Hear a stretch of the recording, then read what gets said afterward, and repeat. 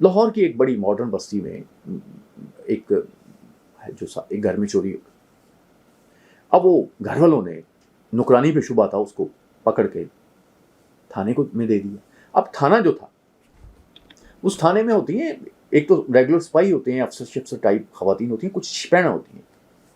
उनको कुछ नहीं पता होता, उनका काम यही होता है कि फेंटी लगाए। ठीक है, कानून के खिलाफ होगा, इखलाक के खिलाफ हो, लेकिन वो फेंटी लगाती हैं वो, और उनकी वजह से चोर चोरियां मारते हैं। और बल्कि अगर वो मनवानी हो तो ऐसी भी चोरियां मनवा लेते हैं जो उन्होंने नहीं की होती।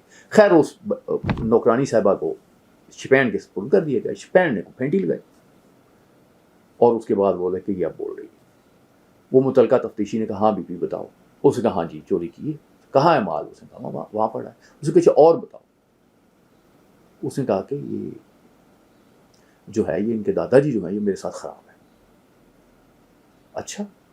उनका और उनका मैं फ़लाँ जगह थी, वहाँ फ़लाँ उनके जो वो भी बुज़ुर्ग थे, वो भी ख़राब थे उनका वहाँ।